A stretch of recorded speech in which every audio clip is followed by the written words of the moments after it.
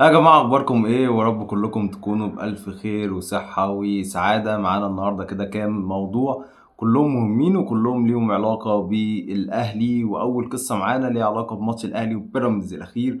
الماتش اللي بشوفه واحد من السقطات التاريخية في تاريخ الأهلي. يعني الماتش ده كده مش هيتنسي، يعني اتحط كده واتبروز عليه بقى اي حاجه اخفاق بعد كده تيجي تقول زي ماتش بيراميدز اللي حصل في 2026 لما خسرت 3-0، والانهيار وحاله الفشل اللي انت كنت فيها جوه الملعب، زي ماتش الاسماعيلي بتاع 4-0 في البطوله العربيه في 2003 تقريبا. زي والله ماتشات قليله جدا الاهلي خسر فيها بالشكل المهين ده، يعني زي ماتش الاسماعيلي اللي كان في القاهره في وقت مانويل جوزيه، لكن ده كان ماتش، كان يعني كان فضل تقريبا جاب جونين تقريبا او هاتريك حاجه شبه كده يعني.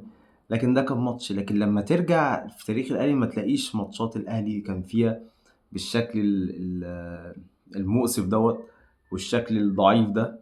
انت بتتكلم ان فرقه خسرانه 1-0 اتلغى لها جول الاهلي. والله جول ممكن نتكلم فيه، لكن مش دي مشكله، والتوفيق دايما مش هيلازمك طول ما انت مش ماشي كويس يعني.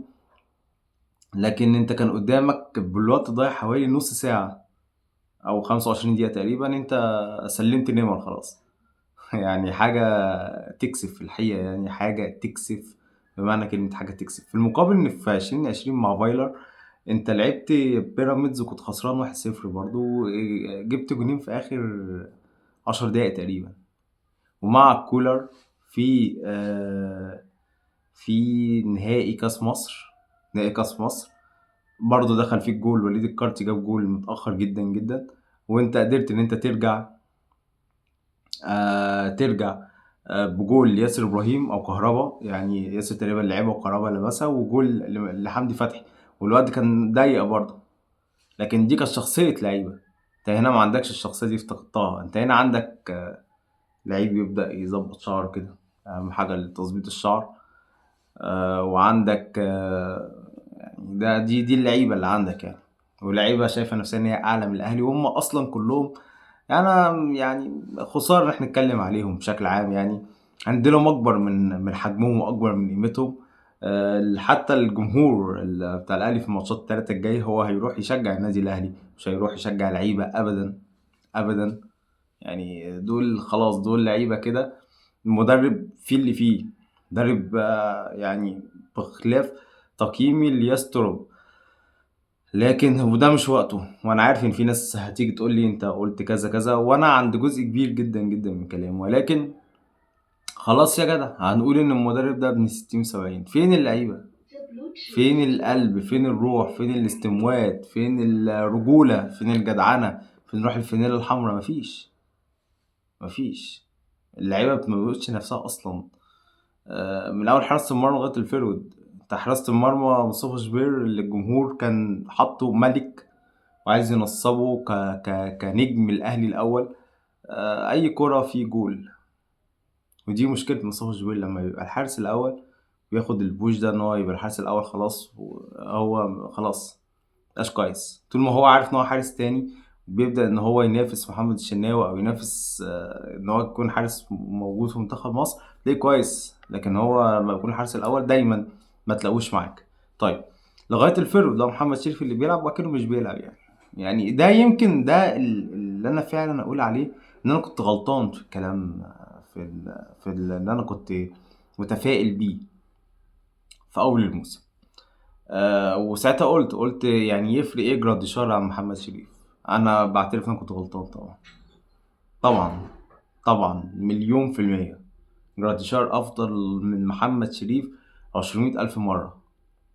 محمد شريف ده لعيب، يعني ايه لعيب كده، والله محتاج بس اقول عنه حاجة كده ينفع انها تتقال. يعني ايه؟ ما يعني طري، لعيب ما عندوش طموحات، ما عندوش شغف، يقعد ما يقعدش، يلعب ما يلعبش، ما فيش حاجة عايز يثبتها. تحس ان هو محمد صلاح في نفسه يعني. وبيتعامل ان هو يعني هو كده. هو على فكرة محمد شريف دايما لازم ياخد الثقة ان هو المهاجم الاول ويتألق بعد كده زي ما حصل مع موسيماني. ولكن انت مع الاهلي بقالك ماتشين تلاتة اهو، يا عم اعمل اي حاجة يعني، موت نفسك في الملعب، ما فيش. ابيض على الابيض يا باشا، ابيض ما عندوش. فيعني ده اتمنى ان هو يكون يعني مش موجود في الاهلي. نوعيات الانهزامية دي ملهاش مكان المفروض مع الاهلي، اللي المفروض هيرتب اوراقه من جديد. أنا مش عايز اطول عليكم والله انا ما كنتش مجهز لها اصلا التقديمه ديت، ولكن هي جت كده خلاص. لكن حال صعب طبعا، الوضعيه زي الزفت خالص وانا على الفيسبوك هبقى اكتب توقعات الماتش القمه. اللي ما يعني ما تفعلوش يا جماعه، مش هتلاقوا جديد يعني على الهبل اللي حصل في الماتشات الاخيره يعني. ف يعني خلينا بس ندخل على الحاجات الخبريه اللي معانا المهمه. اول حاجه معانا برضه ليها علاقه بماتش الاهلي وبيراميدز، لعيب كبير من بيراميدز، من اصدقائي يعني، ليا زمايل في بيراميدز كتير، ولكن ده واحد من نجوم الفريق. فكنت بتكلم معاه في ليله الماتش على طول، يعني ايه اللي حصل ومبروك، ويعني بس يعني دردشه يعني كده، ومش هقول اسمه طبعا عشان ما احطوش يعني موقف محرج. المهم فبقول له يعني انت ايه رؤيتك انت كلاعب جوه الملعب للاهلي، وليه الخسائر دي كلها، وليه الشكل في انبطاح ده، وليه الكلام ده كله، يعني. قال لي عشان اللعيبه منفوخه على الفاضي. ركز في الكلام. قال لي لعيبه الاهلي منفوخين على الفاضي. يعني قال لي احنا بنفضل نستغرب نقول هو يعني ايه حارس مصر الاول. طب يعني كده مثلا احمد شناوي ده يعمل ايه مثلا؟ ده وجهة نظر. يقول لك يعني ايه ده افضل لعيب نص ملعب في مصر ملوش بديل. طيب مهند لاشين مثلا ايه؟ اللعيبه بتنزل. يعني اللي انا استنتجته من كلامه ان اللعيبه بتنزل قدام الاهلي ان احنا عايزين نثبت نفسينا للاعلام او للجمهور او لاي حد او للسوشيال ميديا او ان احنا لعيبه برضه، وهم منفوخين على الفاضي. وقال لي مفيش فروقات كبيره على فكره ما بينهم وما بين لعيبه الزمالك وما بين لعيبه بيراميدز وما بين لعيبه بنك الاهلي، وقال لي ما بين كل لعيبه مصر. قال لي مفيش فوارق كبيره، يمكن بس يعني ايه حاجات بسيطه كده في كام لعيب. لكن قال لي ما مش هتلاقي الفوارق الكبيرة يعني. قال لي لعيبة الأهلي تحديدا ما قال لي هم واخدين قلم في نفسهم على الفاضي، مش مش حقيقي يعني. فوالله عجبني جدا جدا جدا كلامه يعني، ولما فكرت فيه حسيت ان هو كلامه فيه شيء من المنطق مهم يعني. فقلت اقول لحضراتكم. فرجاء، انا عارف ان جمهور الاهلي عامه هو مش جمهور عاطفي عامه مع اللعيبه يعني، لكن يعني على السوشيال ميديا على الاقل كل لعيب بياخد حقه. اللعيب الراجل اللي بيحلل الفلوس اللي بياخدها، واللي هو بيراعي ربنا في الكام سنة اللي لعبهم كورة، عايز يسيب ذكرى كويسة، ده الجمهور هيشيله فوق الراس والإعلام هيشيد بيه. اللعيب اللي هو جاي فترة كده وفاكر إن هو يعني خلاص، يعني مثلا إمام عاشور، هنفترض إن إمام عاشور هيمشي آخر السنة دي، وفي خبر جاي لإمام عاشور هقوله لك خلاص يعني بعد شوية هقوله لك على طول. هل إمام عاشور جمهور الأهلي هيتذكره تاريخيا؟ مش هتذكره. هو ما عملش حاجة أصلا مع الأهلي، يعني هو ما عملش حاجة للأهلي، يعني ما هو ملوش بصمة. بطولات على الورق على فكرة، لكن ملهوش بصمة. يعني انت وسام ابو علي في موسم واحد عمل بصمة كبيرة سبحان الله، ولا موسم ونص يعني عمل بصمة كبيرة، خد هداف دوري، مع ان امام برضه خد هداف دوري، لكن ما تحسش انت بالبصمة دي. ليه؟ لانه ما عندوش استمرارية. هو يلعب امام، يلعب فترة ويقع، يلعب فترة ويقع، يلعب فترة ومش موجود، يلعب فترة وفي الاسم، يلعب فترة ويروح يتخانق عند المستشفى. قبل كده كان راح يزور واحد صاحبه ولا مش عارف حد كده، فدخل في خناقة يعني.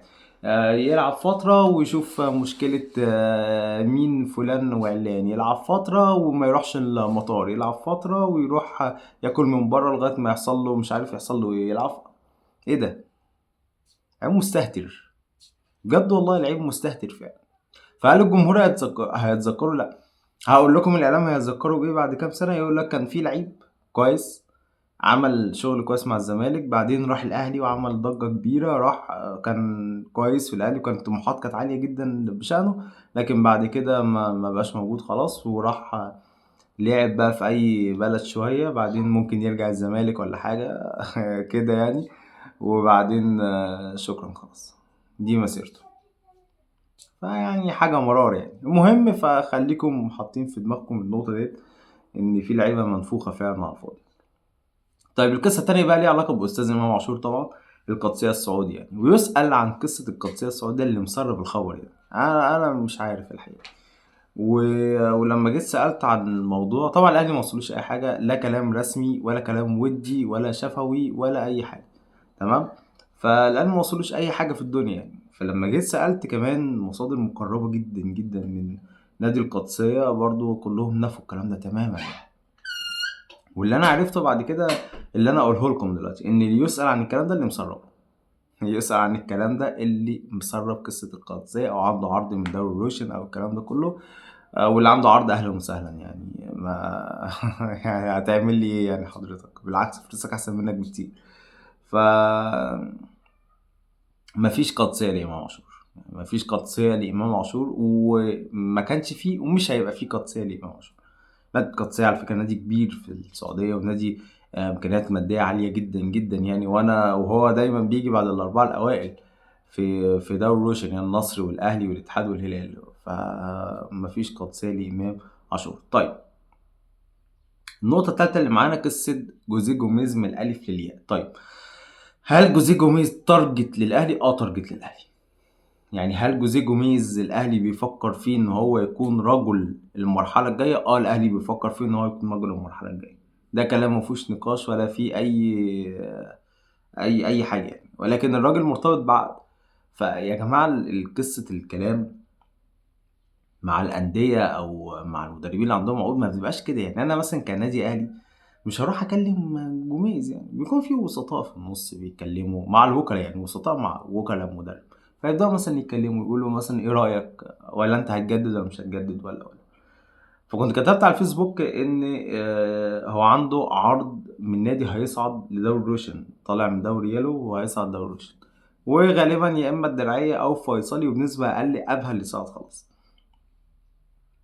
فهو جوميز بيلعب على الحتة ديّة، إن هو عنده عرض كبير وعرض مهم من الفريق اللي هو صاعد حديثًا والفتح عايزه. وعلى فكرة أنا اتكلمت مع أستاذ محمد الضيف المسؤول الإعلامي أو مدير إدارة الإعلام في نادي الفتح السعودي، وقال لي إن إحنا بنتكلم مع جوزيه جوميز على تجديد العقد، يعني هم كمان عايزينه، ومرتبه هناك كويس ما يعني هو بياخد حوالي 90 تقريبًا أو 85,000 دولار يعني وهيزيد يعني. والعرض اللي هو اللي جاي من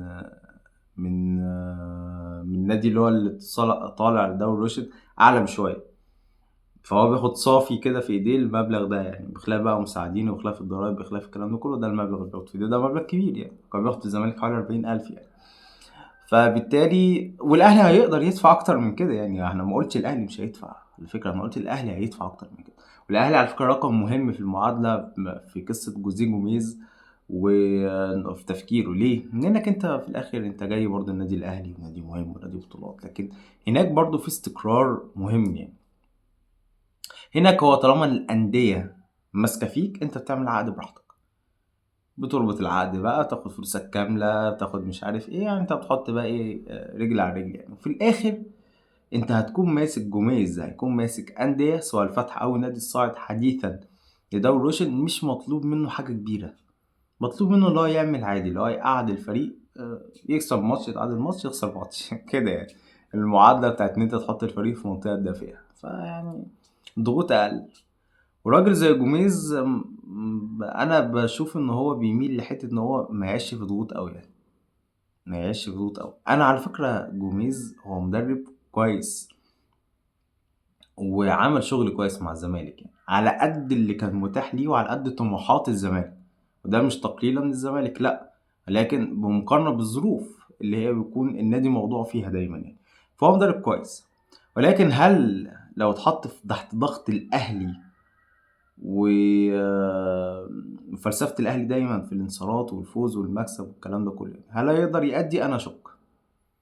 يعني أنا أشُك مش عارف الحقيقة، مش حاسّه إن هو الراجل المناسب للأهلي الفترة الجاية. ولكن نرجع للناحية الخبرية اللي معانا، الأهلي عينه على جوزيه جوميز ومتابع إيه اللي بيحصل معاه، ومتابع في النُص كده من الوسطاء مع الوكلا بتوعه الدنيا فيها إيه، والراجل عارف إن الأهلي حاطّه في حساباته جوميز نادي الفتح متمسك بيه جدا جدا جدا، وجوميز عنده عرض من نادي صاعد حديثا او هيصعد خلاص حديثا لدوري الروشن. فبالتالي هو قدامه دلوقتي 3 عروض حلوين قوي برواتب كويسه، ويبدا ان هو يفاضل ما بينهم بقى ويشوف الدنيا هتمشي لفين والدنيا رايحه لفين. ده الفيديو بتاع النهارده، واشوفكم في فيديو جديد. السلام عليكم.